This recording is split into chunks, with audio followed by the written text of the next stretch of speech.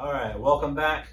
We are reading our book, Shadows at Jamestown. We are in chapter 26, which is the last chapter of our story.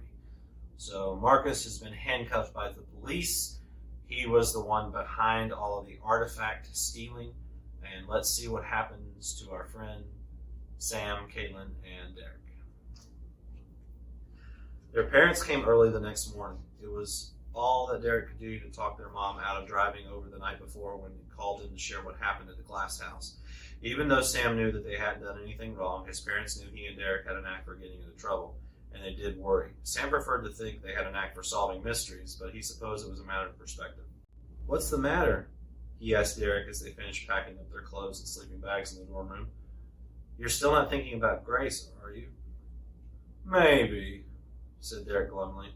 Sam tried not to laugh. He wasn't sure how Derek had gotten such a big crush on someone so much older than him in the first place, but it was pretty funny. At least she didn't turn out to be the criminal. "I know. And Toby's a great guy, don't you think?" "Yeah," said Derek, shrugging. "It's just a lot to take in." "Well, I'll agree with that," said Sam. "I can't believe Marcus turned out to be so crazy." Derek laughed. "He was like that mad scientist in the movies. What was his name? Dr. Jekyll and Mr. Hyde?" "Yeah, that one. It just goes to show you never can tell."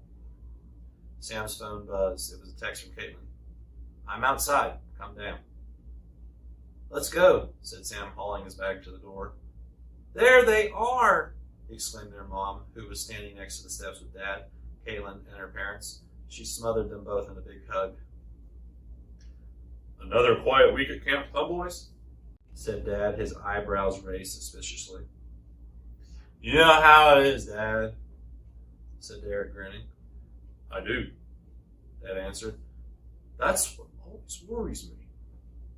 Sam smiled as he saw Toby, Grace, and Professor Evanshade walking toward them. The professor had said he wanted to speak to their parents before they left. Sam was happy to have another grown-up explain the situation. "Hello, everyone," the professor greeted them. "Hey, Doc," answered Derek.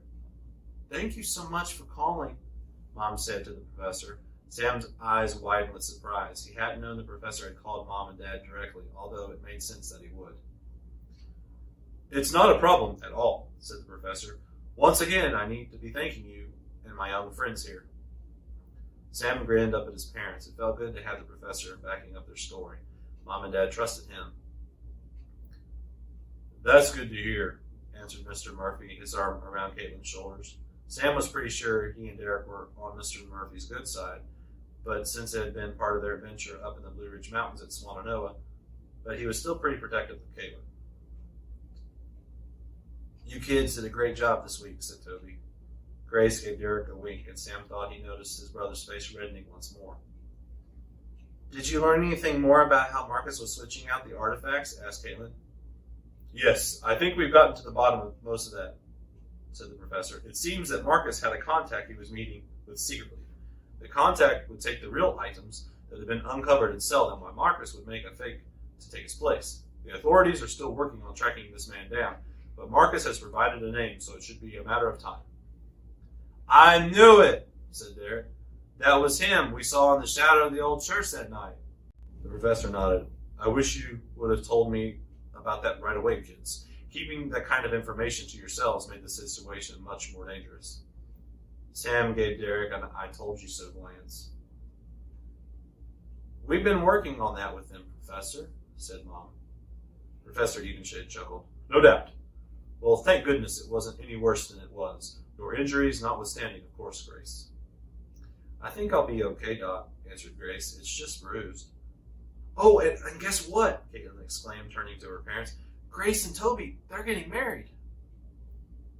"Well, congratulations," Miss Murphy responded. "Thanks," Grace said. "Doc's letting us work with Mariana to mold our rings in the kiln. It will be our own special memory from Jamestown."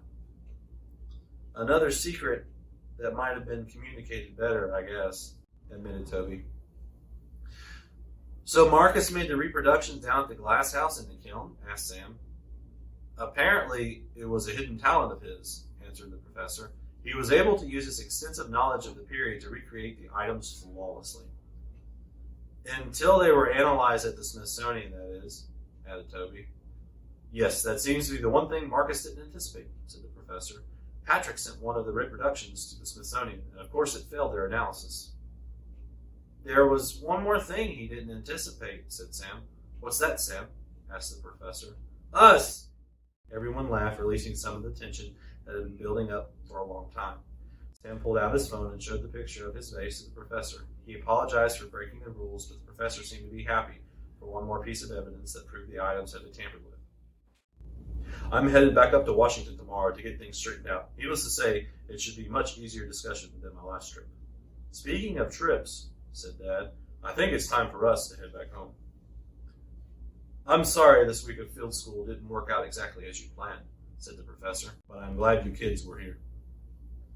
Thanks for inviting us, said Caitlin. I'll definitely not forget it, said Derek. The professor smiled.